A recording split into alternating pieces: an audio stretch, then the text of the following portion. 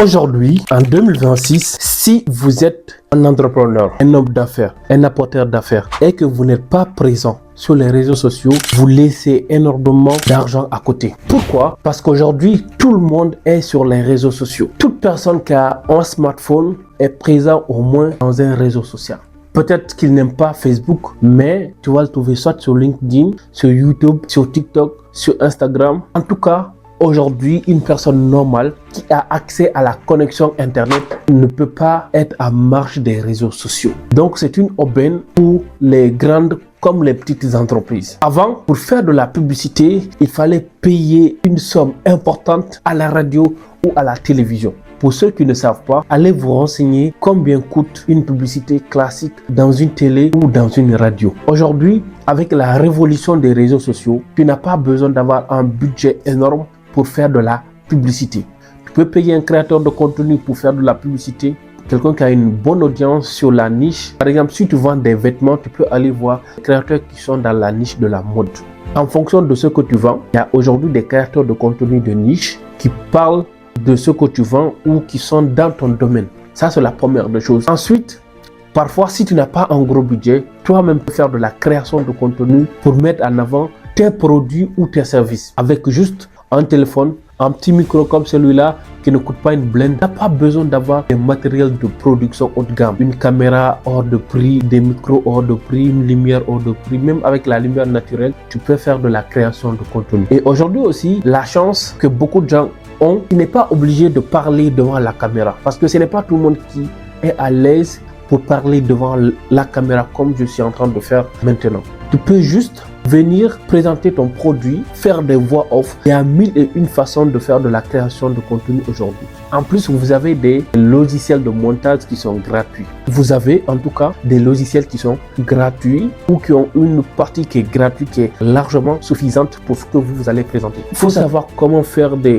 la création de contenu. Ça s'apprend. Comment vous allez présenter vos produits. Si vous ne voulez pas montrer votre visage, comment poser une voix off. C'est basique. Aujourd'hui, c'est une opportunité qui est là. Parce que tout le monde est sur les réseaux sociaux. C'est une audience qui est là. Donc, vous aussi, ramenez votre business sur les réseaux sociaux. Quand on parle de la création de contenu, ce n'est pas forcément dit que vous voulez devenir influenceur. Non, vous pouvez être un businessman, venir parler uniquement de votre business. Cependant, il faut savoir une chose.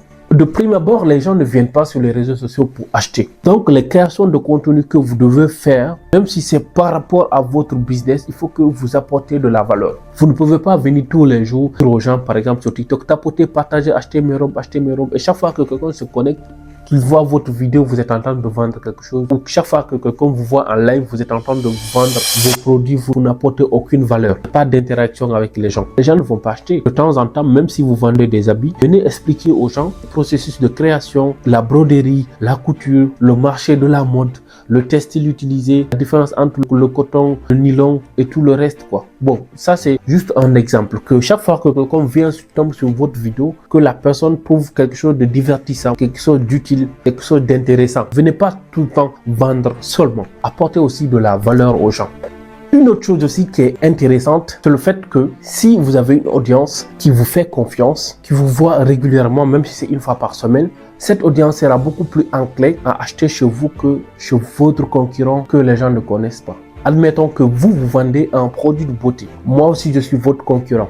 À la différence de nous deux, vous êtes régulièrement en ligne, vous faites des lives de temps en temps, vous publiez des vidéos, vous expliquez aux gens comment utiliser telle crème par rapport à un autre, les conseils qu'il faut éviter, en rapport avec la dermatologie, si c'est des perruques, etc., etc.